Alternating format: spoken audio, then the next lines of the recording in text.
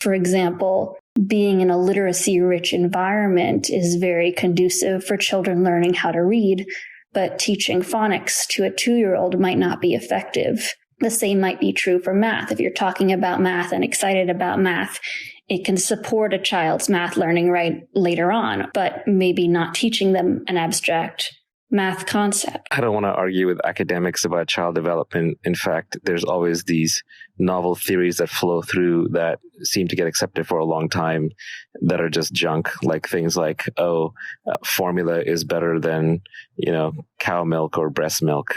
Children should sleep alone so they don't get suffocated by parents. There's all this stuff that flies in the face of evolution and basic child rearing common sense that I just don't think academics have very good knowledge of how children developed. I feel bad for parents today with young children. I think there's a lot of pressure on parents, particularly as academic content gets pushed down to ever earlier ages. We now, live in a society where we expect kindergartners to be reading.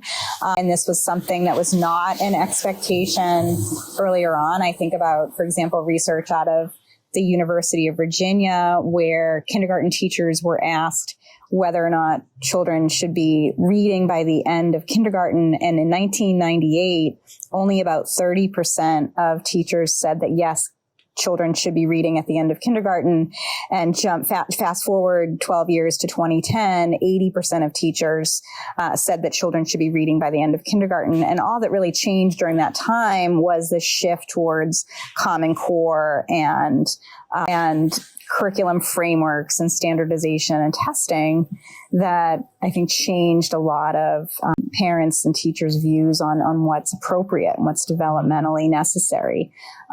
And so I think parents are really under a lot of pressure to make sure that their children are learning and ready for kindergarten. And so I feel for those parents of 2-year-olds who are looking for a tutor in math and reading. I'll just give an interesting anecdote or story from Daniel Greenberg, who's the co-founder of Sudbury Valley School. He wrote this in his book, Free at Last, that he published about 20 years after Sudbury Valley's founding. So back in the kind of mid to late 1980s, he wrote this book. And he said in the book, kind of reflecting on 20 years at the school, again, that has no curriculum. Children are never coerced to learn any specific content, and yet they all become highly literate and numerate.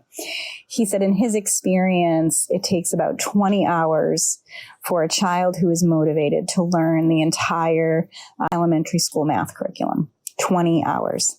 And so, we can kind of prod and provoke and cajole for 6 or 7 years for them to do that and have it be very tedious and monotonous and forced. Or we can wait until they're ready and they can learn it in about 20 hours. I think parents should trust their evolved instincts. It brought us here through a billion years of evolution. And if you think the child is ready to learn something, teach it to them. In my own experience, you can teach things to children, quote unquote, too early.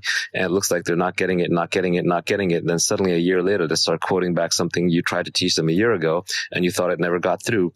But of course, it's dependent on each child and each parent. So I think you should follow your own instincts and ignore the so-called child rearing experts who often have no children of their own. Yeah, I think you're right on the mark there. It's really about returning to trusting your gut and your instincts as a parent, and also giving children time and space. Because I think that if you can share a concept with a child and then not have this expectation or put pressure on them to spit it back to you, it's really amazing how much they retain. They retain everything, in fact. I would just add to be careful about differentiating between making fear-based responses and gut responses. Naval, you tweeted something once which really had an impact on me, which is that every answer for everything I'm looking for could be found in my gut. I'm probably quoting you wrong. And it made me realize there was a big difference between my emotional response and my gut response, where a lot of information actually was. Well, I just checked, Naval, and I quoted you wrong.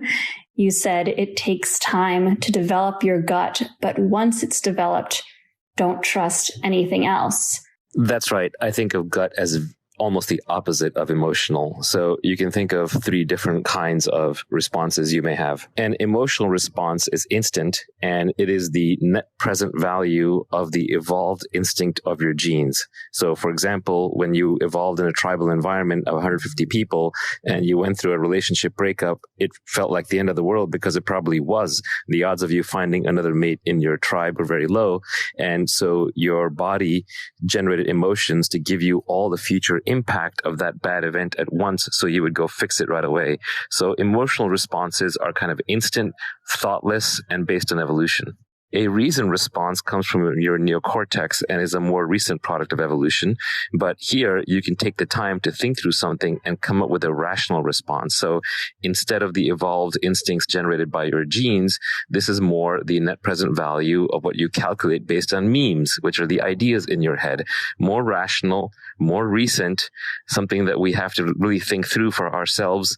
Takes a lot of brain power, takes a lot of calories, takes a lot of energy, and it's hard to combat emotions with it, but it's really what separates us from the animals.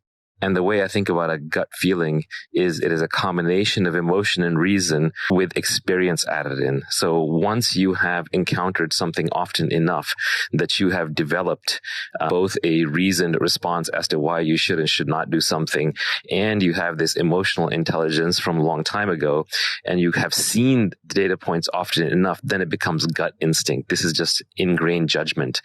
It can be accelerated through meditation, through experience, through introspection, through journaling. And this helps you know, oh, I shouldn't even date this person because it will turn out badly. I should not go in business with this person just because I've seen that I don't trust them. I should not take that job because it doesn't play to my strengths, and I know eventually it will taper off. And so when you've developed your gut instinct, it is the most powerful thing. Once you've developed your gut instinct, trust nothing else. But it does take time to develop.